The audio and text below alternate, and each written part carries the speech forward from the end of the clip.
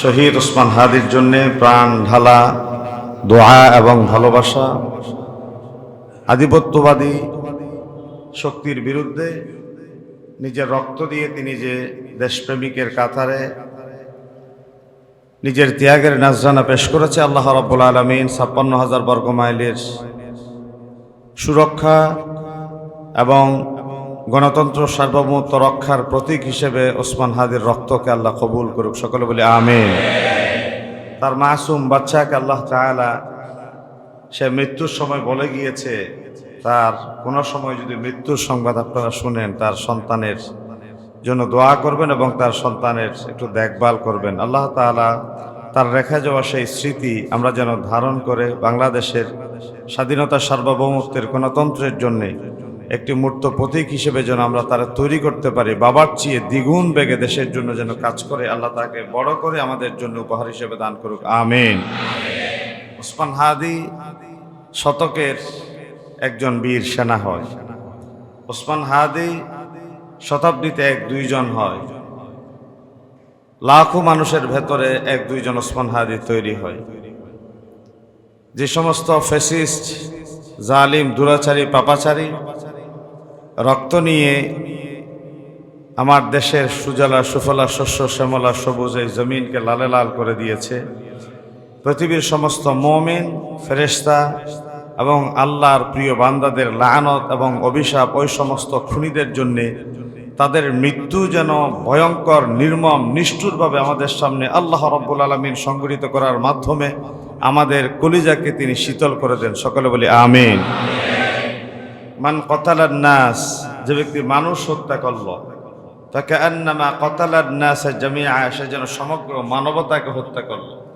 ওয়ামান আহইয়াহা ফাকান্নামা আহইয়ান নাস জামিআ, যে ব্যক্তি কোনো মানুষের জীবন বাঁচিয়ে দিল, সে যেন পুরো জগতের জীবন বাঁচিয়ে দিল।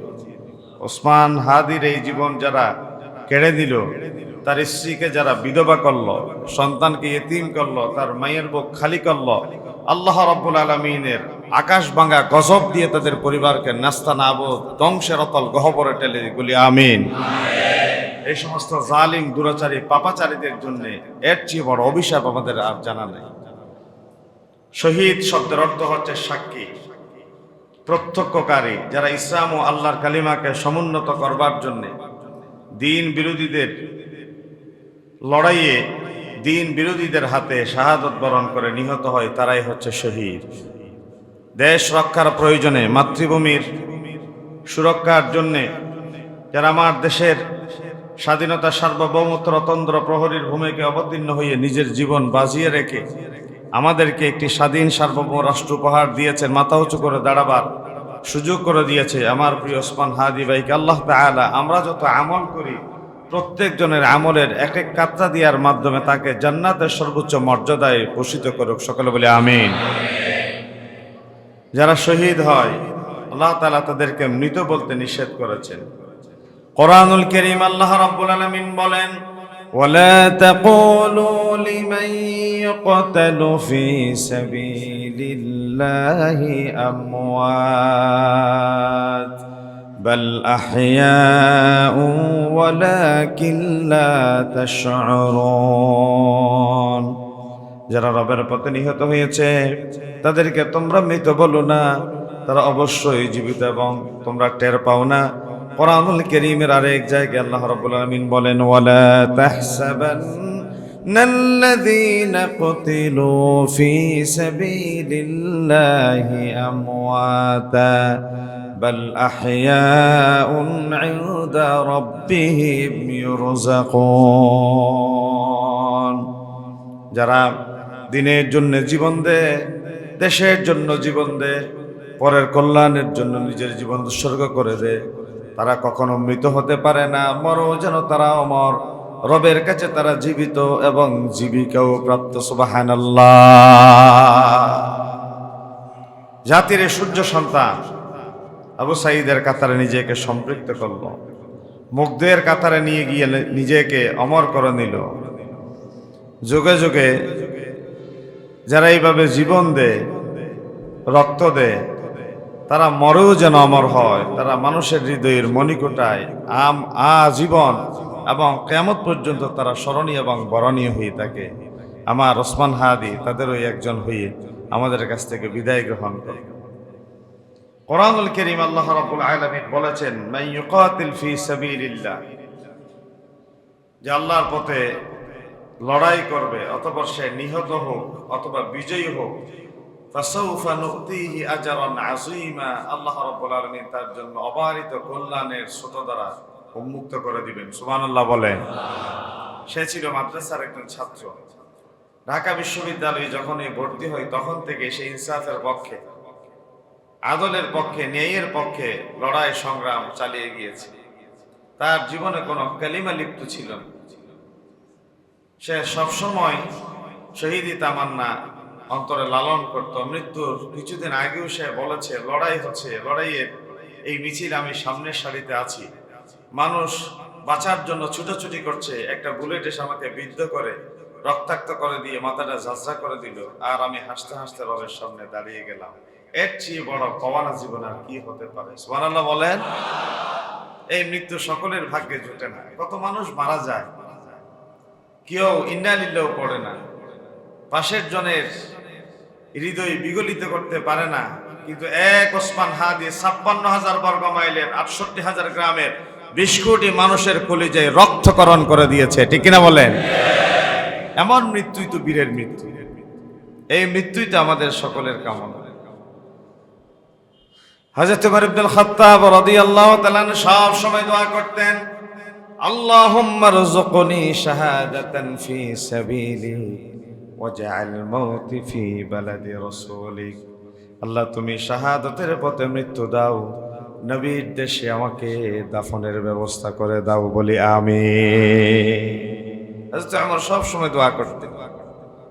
খোলাফায়ে রাশেদান আবু বকর রাদিয়াল্লাহু তাআলা একজন ছাড়া, ওমর শহীদ, ওসমান শহীদ, হযরত আলী রাদিয়াল্লাহু তাআলা শহীদ, ইমাম আযম আবু হানিফা শহীদ, ইমাম মালিক শহীদ, আহমদ ইবনে হাম্বল শহীদ, যারা জাতির সূর্য সন্তান, শ্রেষ্ঠ সন্তান, তাদের অধিকাংশই এই জমিনে রক্ত দিয়ে তারা জাতির কাছে নিজেদেরকে মাথা উঁচু করে দাঁড়াবার একটা পজিশন তৈরি করেছেন এবং আমাদেরকে তাদের কাছে আজীবনের জন্য ঋণী করে দিয়েছে। তাদের ত্যাগের ভেতর দিয়ে আজকে আমরা মাথা উঁচু করে দাঁড়িয়ে আছি, স্বাধীনভাবে কথা বলতে পারি, দ্বীনের আমানত আমাদের এই পর্যন্ত পৌঁছেছে। শহীদেরা যারা জীবন দেয়, তারা যখন রবের কাছে ফিরে যায়, সে আবার পৃথিবীতে ফিরে আসার জন্য আকাঙ্ক্ষা করে। হযরত আনাস ইবনে মালিক রাদিয়াল্লাহু তাআলা বর্ণিত হাদিস, নবী করিম সাল্লাল্লাহু আলাইহি সাল্লাম ইরশাদ করেছেন, আল্লাহর কোনো বান্দা মত অবস্থায় মারা যায়, আল্লাহর কাছে তার সওয়াব রয়েছে, তাকে দুনিয়ার সব কিছু দিলেও দুনিয়ায় ফিরে আসতে সে আগ্রহী হবে না। কোন বান্দা রবের কাছে ফিরে গিয়েছে, অঢের সম্পদ রয়েছে সওয়াবের, সব কিছু দুনিয়ায় দিলেও সে আর ফিরে আসবে না। কিন্তু ব্যতিক্রম একজন ব্যক্তি, সে হচ্ছে শহীদ, যে শাহাদাতের ফজিলত দেখার কারণে বারবার রবের কাছে ইচ্ছা পোষণ করবে, রবের কাছে আকাঙ্ক্ষা করবে, রব তুমি আমাকে আবার দুনিয়ায় পাঠাও শাহাদাতের মর্যাদা নিয়ে, যেন আবার তোমার সামনে দাঁড়াতে পারি। আল্লাহু আকবার। সমস্ত মানুষ মৃত্যুর পরে দুনিয়ায় আর ফিরে আসতে চাইবে না। কেবল এক ব্যক্তি রবের কাছে আবদার করবে, রবের কাছে আবেদন করবে, রব তুমি আমাকে আরেকবার হায়াত দাও। কারণ শাহাদাতের মর্যাদা এত চমৎকার, শাহাদাতের মৃত্যুর ভেতরে এতটা ফজিলত, আল্লাহ আবার শহীদ হই, আবার সেই ফজিলত অর্জনের মাধ্যমে তোমার প্রিয় বান্দাদের কাতারে শামিল হই। সুবহানাল্লাহ বলেন। শহীদের সঙ্গে সরাসরি আল্লাহ তাআলা কথা বলে। নবী করিম সাল্লাল্লাহু আলাইহি সাল্লাম ইরশাদ করেছেন, শহীদের রূহ সবুজ পাখির মাঝে প্রতিস্থাপন করা হয়। যারা শাহাদাত বরণ করে তাদের রূহটা একটা সবুজ পাখির ভেতরে দিয়ে দেয়া হয়, ফলে তারা জান্নাতের যেখানে ইচ্ছে সেখানে ঘুরে বেড়াতে পারে। অতঃপর তারা আরশের নিচে অবস্থিত কিছু ঝাড় ভাতির ভেতরে ঢুকে পড়ে, ছুটাছুটির একটা পর্যায়ে ঢুকে পড়ে। তখন তাদের রব, মহামহিম রব তাদের কাছে দৃষ্টি নিক্ষেপ করে এবং জিজ্ঞাসা করে, তোমরা কি চাও? শহীদদের কাছে জিজ্ঞাসা করে, তোমরা কি পোষণ করো আমার কাছে? তারা বলে, হে আমার রব, এতটা নিয়ামতের ভেতরে আমাদেরকে তুমি ডুবিয়ে রেখেছো, কি আর চাওয়ার আছে? আল্লাহ রাব্বুল আলামিন এতটাই নিয়ামত দিয়ে তাদেরকে ধন্য করবেন, চাওয়ার আর কিছুই বাকি থাকবে না। তারপরেও রব তাদের দিকে যখন আবার দৃষ্টি দিবেন, বান্দা আল্লাহ রাব্বুল আলামিনের চোখে চোখ রেখে আল্লাহ তাআলা যে কিছু জানতে চাচ্ছেন সেটা বান্দা বুঝতে পেরে জিজ্ঞাসা করবে, ও রব আপনি আমার কাছে কি জানতে চাচ্ছেন? আল্লাহ রাব্বুল আলামিন বান্দারে আবার প্রশ্ন করবে, মুসলিম শরীফের হাদিস, বান্দা তুমি আমার কাছে কি চাও? বান্দা দ্বিতীয়বারে আল্লাহর কাছে আবদার করে বলবে, আল্লাহ দুনিয়ার সব নিয়ামত পেয়ে খবরে আসলাম, এই জান্নাতের সমস্ত নিয়ামত দিয়ে তুমি আমার ধন্য করলা, একটা বিষয় কেবল পাওয়ার আছে, তুমি আবার আমাকে দুনিয়ায় ফেরত পাঠাও, শাহাদাতের মর্যাদা নিয়ে যেন দ্বিতীয়বারে তোমার সামনে হাজির হতে পারি। সরাসরি শহীদের সাথে আমার আল্লাহ কথা বলে। চারটা বিশেষ শ্রেণীকে আল্লাহ তাআলা নিয়ামত প্রাপ্ত বলেছেন, অনুগ্রহ প্রাপ্ত বলেছেন। তাদের সেই অনুগ্রহের কথা প্রতিনিয়ত নামাজের ভেতরে আমরা দোয়ার মাধ্যমে বলি, সিরাতাল্লাযীনা আন'আমতা আলাইহিম গায়রিল মাগদুবি আলাইহিম ওয়ালাদ-দাল্লিন। এই আয়াতের ভেতরে একটা অনুগ্রহ চাওয়ার জন্য বলেছেন, আর দুটো বিষয়ের থেকে পরিত্রাণ চাওয়ার জন্য বলেছেন। চাওয়ার জন্য যা বলেছেন, আন'আমতা আলাইহিম, রব যাদের প্রতি আপনি অনুগ্রহ করেছেন তাদের প্রতি আমাদেরকে পরিচালিত করুন। তাফসীর কোরআন বিল কোরআন, কোরআন দিয়ে যে কোরআনের তাফসীর করা যায়, এই যে আন'আমতা যাদেরকে আপনি অনুগ্রহ করেছেন তাদের প্রতি আমাদেরকে নিয়ে যান। কোরআনুল কারীমের সূরা নিসায় কারা নিয়ামত প্রাপ্ত অনুগ্রহ প্রাপ্ত তাদের তালিকা আল্লাহ তাআলা পেশ করলেন, ওয়া মান ইউতি'ইল্লাহা ওয়ার রাসূল ফাউলাইকা মা'আল্লাযীনা আন'আমা আল্লাহু আলাইহিম মিনান নাবিয়্যিনা ওয়াস-সিদ্দীকিনা ওয়াশ-শুহাদা'i ওয়াস-সালিহিন। বলি আল্লাহু আকবার। আল্লাহ তাআলার অনুগ্রহ প্রাপ্ত বান্দা যারা, তাদের প্রথম নম্বরে নবীরা, 2 নম্বরে সিদ্দীকিন, 3 নম্বরে শুহাদা, 4 নম্বরে সালেহিন নেককার বান্দারা। আর যারা শহীদ হয়ে যায় তারা রবের সাথে কথা বলার সুযোগ পায়, তারা আল্লাহর নিয়ামত প্রাপ্ত অনুগ্রহ প্রাপ্ত বান্দা। কিয়ামত পর্যন্ত যারা পৃথিবীতে থাকবে তাদেরকে আল্লাহর কাছে চাওয়ার জন্য বলেছে, বান্দা যারা নিয়ামত প্রাপ্ত তাদের পথ ধরে তোমরাও যেন চলতে পারো, রবের কাছে নিয়ামতটা চেয়ে না। বলে আমিন। আল্লাহ তাআলা তুমি আমাদেরকে সেই নিয়ামত দিয়ে ধন্য করো। আল্লাহ তুমি তারা যেই পথে গিয়ে নিজের জীবনকে আলোকিত করেছে, আমাদের জীবনটাও সেই পথে পরিচালিত করো। বলেন না আমিন। এটা মুসলিম শরীফের 1887 নম্বর হাদিস।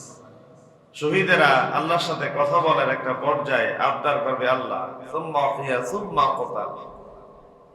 বান্দারা বলা হবে তুমি কি চাও? বলে যে আল্লাহ আবার জীবন চাই, আবার শহীদ হতে চাই, আবার জীবন চাই, আবার শহীদ হতে চাই, আবার জীবন চাই, আবার শহীদ হতে চাই। বুখারীর হাদিস। 3 বার আল্লাহ তাআলা 3 বার পৃথিবীতে যেতে চাই, 3 বারই তোমার পথে জীবন দিয়ে শহীদের মর্যাদা পেতে চায়। এটা কি সাধারণ কোনো ব্যাপার?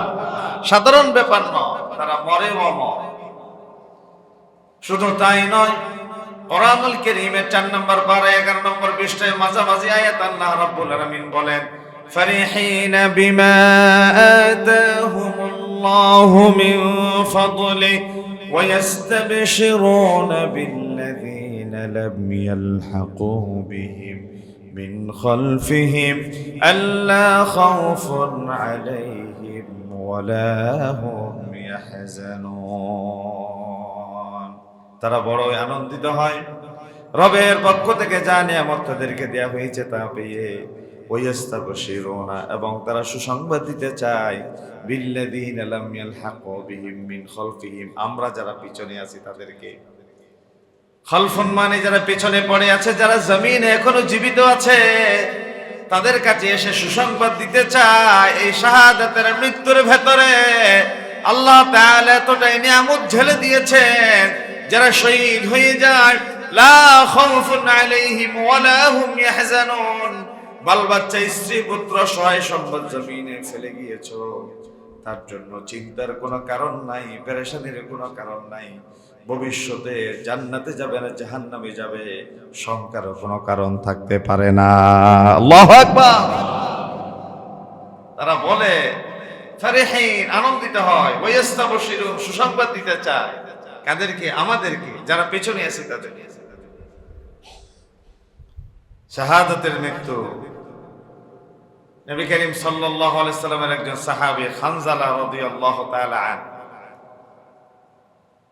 কেবলমাত্র নতুন বিয়ে করেছেন, শুনেছেন রাসূলুল্লাহ যুদ্ধের ময়দানে, গোসল করার সুযোগ হয়নি, ছুটে গিয়েছেন ময়দানে, শাহাদাত বরণ করলেন। সমস্ত লাশের সারি সামনে উপস্থিত। এখন একজন সাহাবীরে খুঁজে পাওয়া যায় না, জীবিত নেই, মৃত্যুদের কাতারও নেই। কষ্টে কষ্টে বন জঙ্গলের ভেতরে টপ টপ করে চুলের আগা দিয়ে পানি পড়ছে, একটা লাশ পাওয়া গেল। চারিদিকে চাউর হয়ে গেল, এই লাশটা কার? পরে নিশ্চিত করা গেল এই হচ্ছে হযরত খানজালা রাদিয়াল্লাহু তাআলা, যিনি কেবলই গতকাল বিয়ে করেছেন। তিনি ফরজ গোসল না করে যুদ্ধের ময়দানে রাসূলুল্লাহর সাথে সঙ্গ দিতে চলে এসেছেন। আল্লাহ তাআলা তার শাহাদাতে এতটাই খুশি হয়েছেন, জমিনের কোন পানি দিয়ে তার গোসলের ব্যবস্থা নয়, স্বয়ং আল্লাহ তাআলা জান্নাতের পানি দিয়ে তারা গাসিলুল মালায়েকা, ফেরেশতাদের হাত দিয়ে তার শেষ গোসলের ব্যবস্থা করেছে। সুবহানাল্লাহ বলেন। রাসূলুল্লাহ তার জন্য দোয়া করেছে, ফেরেশতারাই তার গোসল দিয়েছে। যাতে আম্মার ইবনে ইয়াসির, হুবাইব, খাব্বাব, সুমাইয়া, যারা মরে আজকে অমর, যারা কালোত্তীর্ণ, যারা মানবের মণিকোটায় চিরবাসর, এরাই তো তারা। যারা মরে বেঁচে গিয়েছে, আমরা বেঁচে হেরে গিয়েছি। যে খুনি শহীদ ওসমান হাদিকে হত্যার পরে দেশের সীমানা পেরিয়ে বিদেশে পালিয়ে সেলফি দেয়, সে কি মনে করেছে সে বেঁচে গিয়েছে? সে বেঁচে যায় নাই। ওসমান হাদি জীবন দিয়ে আজীবন ফিরে পেয়েছে। আর যেই খুনি আমার দেশের সীমানা পেরিয়ে বিদেশ থেকে সেলফি দেয়, সে মানুষের ঘৃণার পাত্রে পরিণত হয়ে জীবনকে সে জীবন্ত পঙ্গু করে দিয়েছে। ঠিক কিনা বলেন না? জীবনের উপর সে একটা মৃত্যুকে ঘৃণার বস্তুতে পরিণত করেছে, মানুষের মণিকোটায়। একজনের জীবন কেড়ে নিল, নিজের জীবনটা পরের কাছে ঘৃণিত করে তুলল। একটিবারের জন্য ভাবলো না যে ছেলে দেশের জন্য জীবন দিল, যে ছেলে তার যৌবনের প্রতি ইঞ্চি, প্রতি মুহূর্ত সময় আমার দেশের স্বাধীনতা সার্বভৌমত্বের জন্য খরচ করলো, তার জীবন প্রদীপ নিভিয়ে দিতে তার মাসুম বাচ্চাটার কথা কি তার একটিবারের জন্য কল্পনায় আসলো? তার বিধবা স্ত্রীর কি নিষ্ঠুর জীবনের দিকে পা বাড়াতে হতে পারে, একটিবারের জন্য সে চিন্তা করলো? সর্বপ্রথম জান্নাতে প্রবেশ করবে শহীদেরা। নবী করিম সাল্লাল্লাহু আলাইহি ওয়াসাল্লাম বলেছেন, সকলের আগে তিনজন ব্যক্তি আল্লাহর জান্নাতে প্রবেশ করবে। তার ভিতরে প্রথম নম্বরে শহীদ, যে আল্লাহর রাহে নিজের জীবনটা উৎসর্গ করে দিল।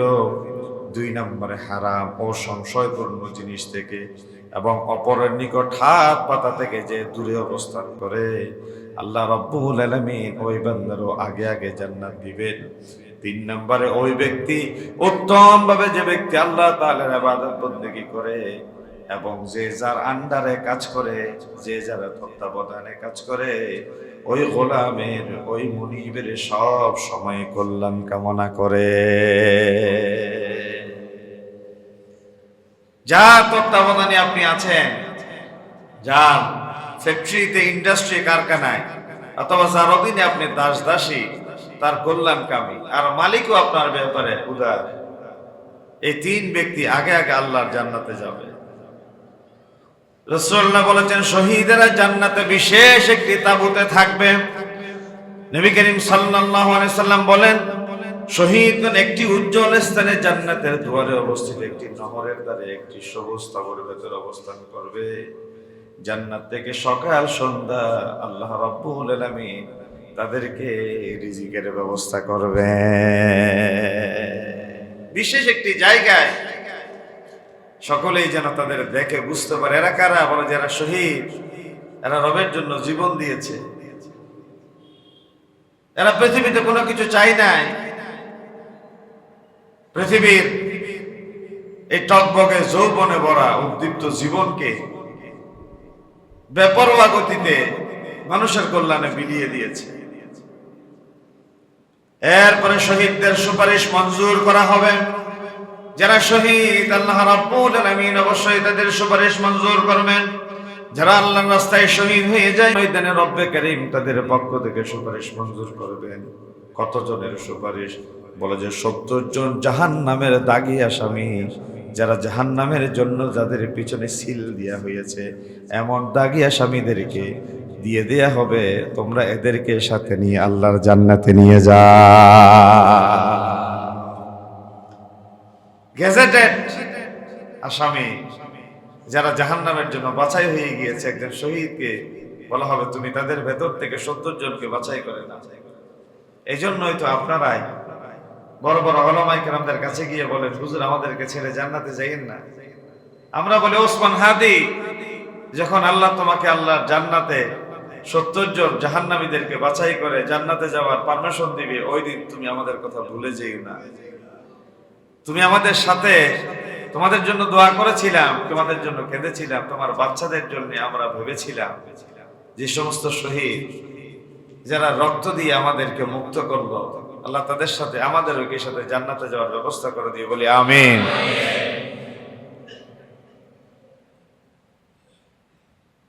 শহীদদের মৃত্যু যন্ত্রণা পিঁপড়ার কামড়ের মতো।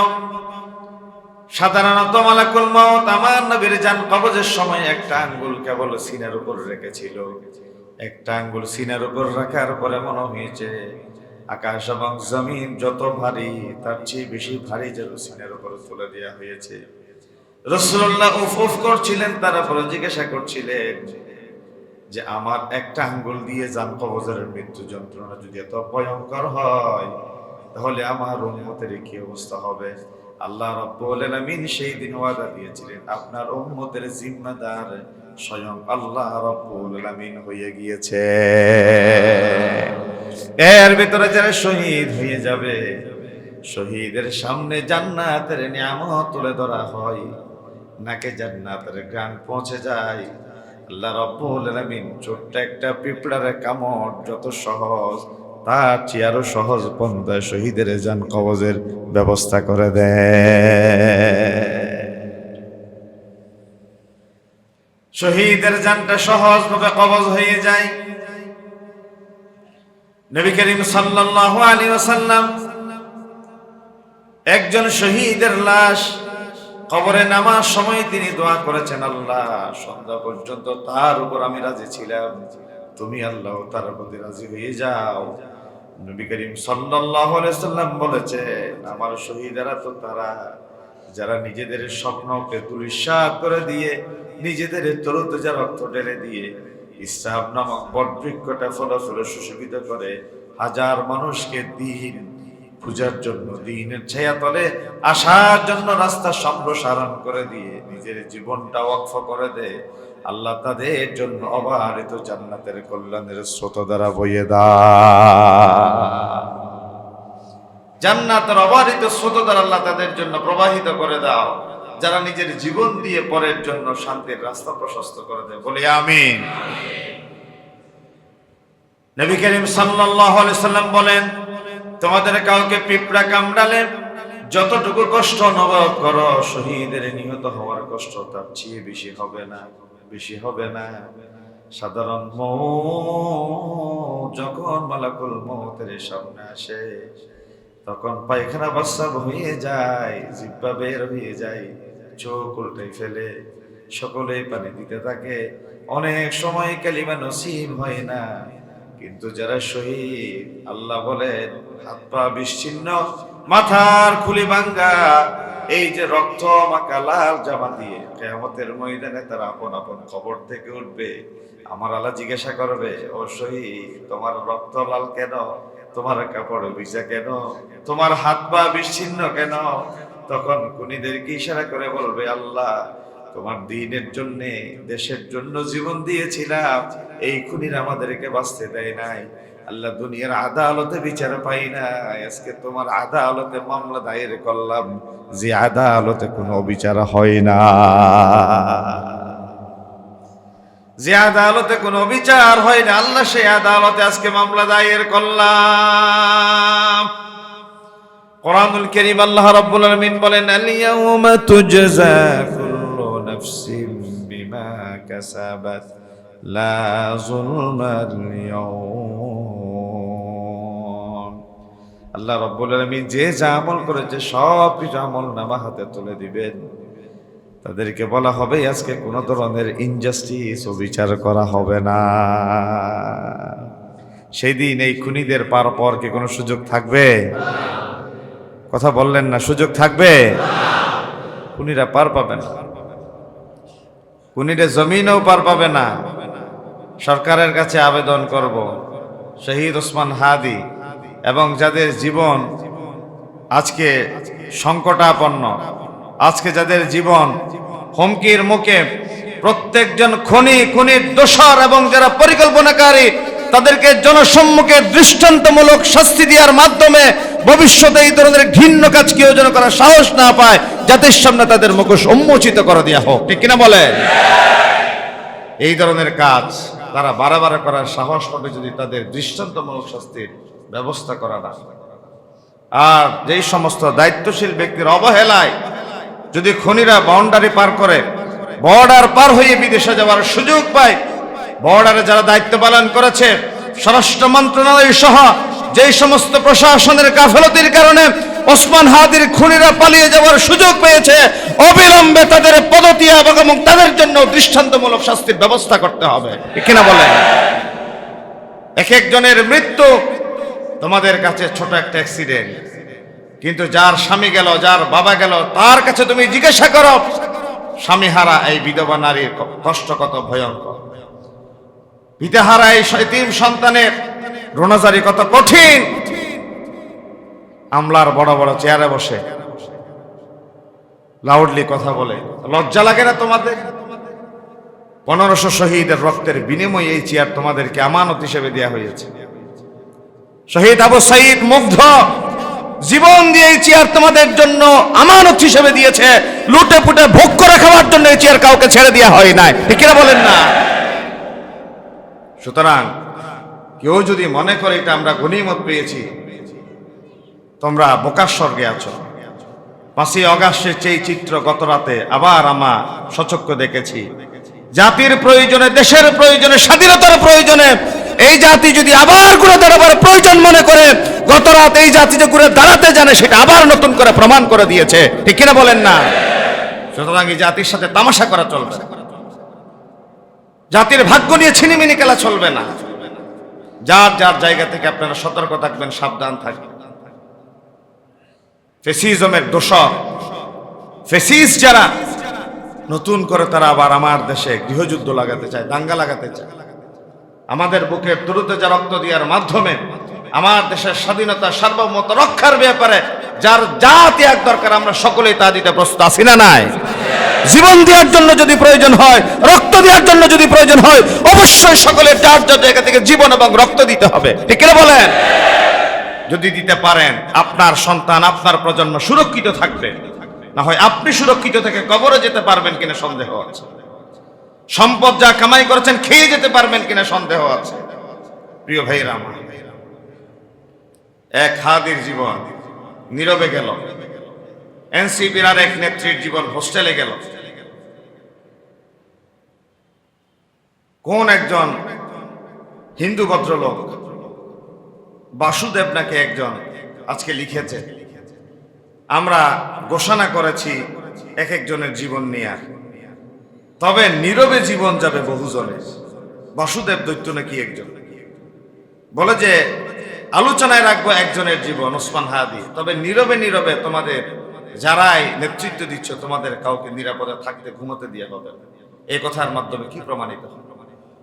আপনার ছেলে আমার ছেলে এই দেশ স্বাধীনতার জন্য, দ্বিতীয় মুক্তিযোদ্ধার জন্য, 5ই আগস্টের জন্য তারা সম্মুখ সারিতে থেকে ভূমিকা পালন করেছে। আপনি যদি আজকে নীরব থাকেন, সেদিন টের পাবেন যেদিন আপনার ছেলে আপনার মুখ খালি করে কবরে যাবে। সেই দিন আসার আগে আপনি সাবধান হন, সতর্ক হন। এটা বিশেষ কোনো দলের এজেন্ডা নয়, এটা বিশেষ কোনো কর্মীর, বিশেষ কোনো নেতার কর্মসূচি নয়। এটা আমার 56,000 বর্গমাইল সুরক্ষিত থাকবে কিনা, আমার দেশের স্বাধীনতা সার্বভৌমত্ব সুরক্ষিত থাকবে কিনা, এই প্রশ্নে দলমত নির্বিশেষে সকলকে ঐক্যমত্য একটা জায়গায় এসে দাঁড়া করাতে হবে। ঠিক কিনা বলেন না? ঐক্যমত্যের জায়গায় থেকে আপোষ করা যাবে। প্রিয় ভাইরা আমার, দল মতের ঊর্ধ্বে উঠে স্বাধীনতার জন্য, সার্বভৌমত্বের জন্য, আমার দেশের জনগণের নিরাপত্তার জন্য আমাদেরকে অতন্দ্র প্রহরীর ভূমিকায় এগিয়ে আসতে হবে। অনেকেই দোয়া চেয়েছেন, সকলের জন্য দোয়া করবেন। মোহন হোসেন পিতা কবির হোসেন, ঠিকানা নোয়াখালী, দোয়া করবেন। আমার প্রিয় ভাই ওসমান হাদির জন্য দোয়া করবেন। জুলাই যোদ্ধা ইনকিলাব মঞ্চের মুখপাত্র শহীদ ওসমান হাদি, সে একজন নয়, সে 20 কোটি বাঙালি। সে একজন নয়, সে 68,000 গ্রামের যতজন মানুষ ততজনের মুখপাত্র। ওসমান হাদি একজন নয়, সে আমাদের সারা বাংলাদেশের 56,000 বর্গমাইলের প্রতি ইঞ্চি জমিনের প্রতিনিধি। ঠিক কিনা বলেন না? সুতরাং তার জন্য প্রাণ করে আজকে দোয়া করবেন। আর আজকে হযরত আলী শাহ আইইউবি মিডিয়া, অপসংস্কৃতি মুক্ত আধুনিক ভিডিও সেন্টার।